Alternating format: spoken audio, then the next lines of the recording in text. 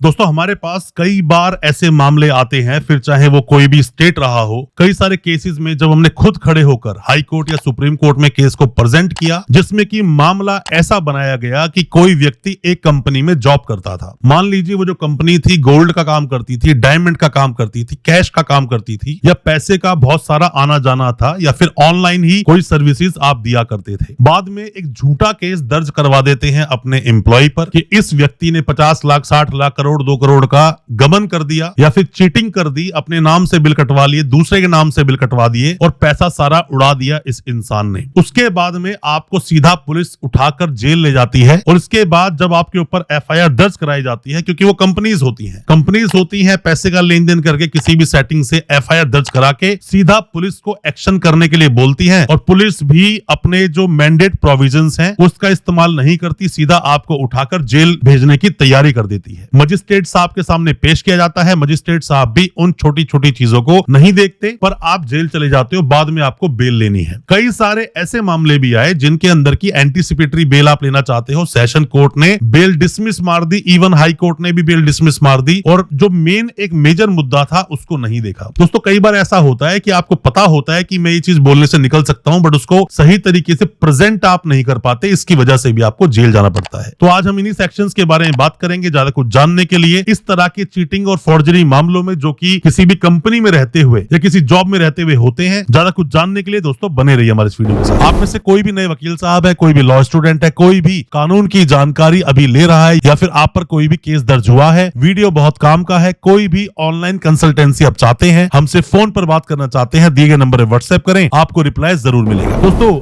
जज साहब के पास बहुत सारे मैटर्स आते हैं, सभी मैटर्स में अपना जुडिशियल माइंड वो नहीं लगा पाते हैं। तो ऐसे में जो दो वकील साहब खड़े हैं, एक तो पीपी साहब और एक आपके प्राइवेट वकील साहब, तो दो आंखें हैं जज साहब की, जो उन्हें सही से दिखाएगा, पूरा सच दिखाएगा, उसको वो मान लेते हैं। तो कई बार गलतियां हो जाती हैं, हमारे पास ऐसे कई सारे मामले कई बार आए हैं। तो डरने की जरूरत नहीं है, फिर से आप अच्छा ग्राउंड बनाकर सेशन कोर्ट भी जा सकते हो और सुप्रीम कोर्ट तो आप जा ही सकते हो। बस अच्छे वकील साहब, अच्छे क्रिमिनल वकील साहब आपके साथ होने चाहिए जो क्रिमिनल केसेस को लड़ते हो। हम दोस्तों आपसे वही सब बातें बता रहे हैं जो हमने क्रिमिनल केसेस को लड़कर अपने पर्सनल एक्सपीरियंस से, जो हमने एक्सपीरियंस लिया, जो चीजें सीखी कोर्ट में खड़े होकर। तो आप बेल ले सकते हो, डरने की आपको जरूरत बिल्कुल भी नहीं है। और अगर आपको नोटिस नहीं दिया गया था और आपकी एंटीसिपेटरी बेल को डिसमिस मार दिया गया है, तो दोस्तों बेल आपको 100% मिलेगी, दोबारा से बेल लगाइए। और अगर आप जेल में हैं और आपको नोटिस नहीं दिया गया था, तो वो जो अरेस्ट हुई आपकी, वो अरेस्ट ही इल्लीगल है, उसको आप चैलेंज करें, आपकी बेल हो जाएगी। डरने की जरूरत नहीं है। बस अपने केस में आप ये देख लें कि 467 जो पहले आईपीसी में लगता था, जो नए कानून में 338 लगता है बीएनएस का सेक्शन, ये कहीं सेक्शन तो नहीं। अगर ये सेक्शन है तो नोटिस देना मैंडेट नहीं है, नोटिस नहीं देगी पुलिस आपको। बट अगर आपकी इनोसेंसी दिखती है किसी केस में, तो पुलिस आपको नोटिस दे भी सकती है। वो पुलिस पर डिपेंड करता है, पुलिस उस केस के बारे में क्या सोच रही है। बट डरने की जरूरत नहीं है। कई बार जो कंपनीज होती हैं अपने लॉसेस को बचाने के लिए, दिखाने के लिए, क्योंकि करा किसी और ने है और केस डाल दिया जाता है आप पर वो केस, तो ऐसे में डरने की जरूरत नहीं है। पुलिस ने अगर गलत तरीके से प्रोसेस किया है